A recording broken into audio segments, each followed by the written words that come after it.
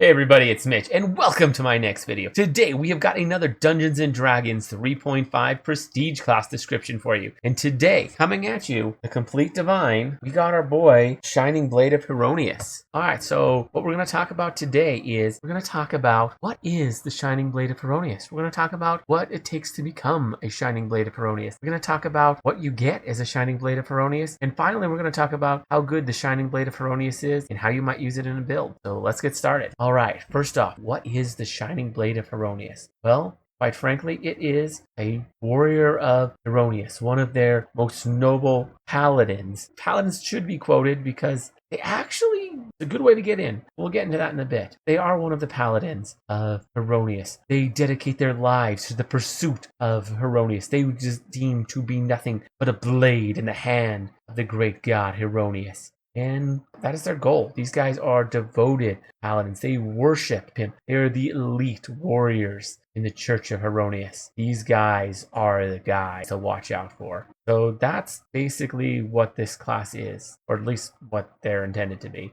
We'll get into that. But yeah, so that's what they are. So let's talk about how you go about getting in. All right. So first off, you have to be lawful good. Makes sense. Second, you need a +7 base attack. Fair enough. You need a base will save of +3. Fair. You need knowledge religion, 7 ranks. You need to be able to cast first level divine spells. You must have Heironeous as your patron deity. So that's what it takes to get in. Fairly simple and straightforward. You can get in either as a fighter cleric multi-class, probably mostly fighter, or at least with base classes, or you can go with other things besides fighter, like anything from Tome of Battle and 1 level of cleric, probably the best way. Or you can just go 7 paladin. 7 levels of paladin will get you in. They'll meet the requirements, as long as you worship Heironeous. Now, let's talk about what you get as a Shining Blade of Heironeous. First off, you get a D10 hit dice, which is quite good. That's one of the best you can get aside from a barbarian build. So this is very much a martial build. So yeah, you also get a good base attack bonus. You also get a good fortitude and will save. Reflex is bad, but that's fine. You generally have 1 bad save unless you're like a monk. So pretty solid on that front. In addition, you also get spellcasting at every other level. So all odd levels, you get spellcasting advancement. You can advance that cleric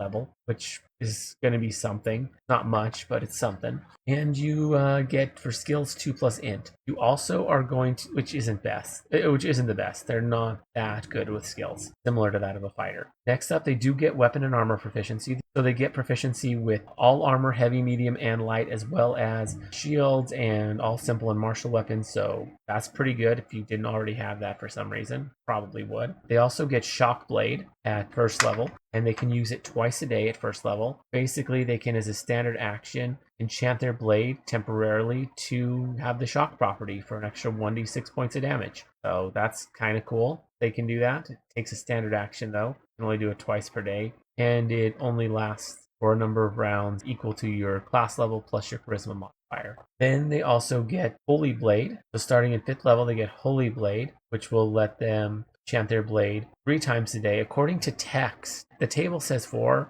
Honestly, there's a clear pattern in the table, so this one I really want to push rules as intended, because there's a very clear pattern that it should be 4 times a day. But the text, so rules is written, would be 3. But basically, you can then use it to enchant your blade with Holy Blade instead of Shock Blade, or with Shock Blade.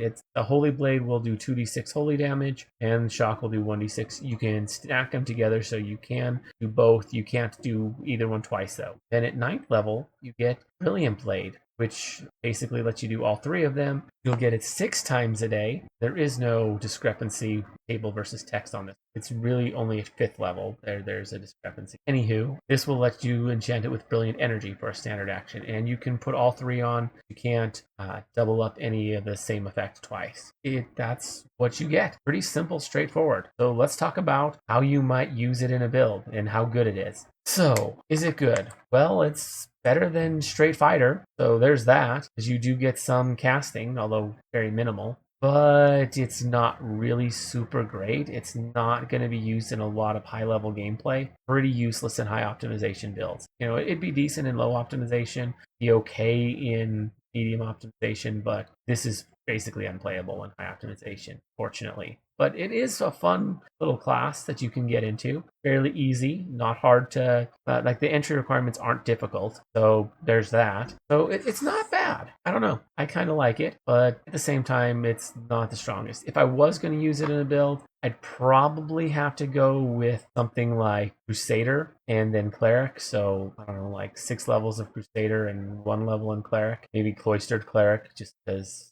But yeah, I'd probably do something like that. Yeah, that's what I think. Let me know what you guys think about it down in the comments below. If you enjoyed the video, consider giving it a like. Maybe subscribe for more 3.5 content. And down below there is going to be in the description a link to my Discord and to my Twitch, so check that out. Anyways, as always, Mitch, I'll be seeing you.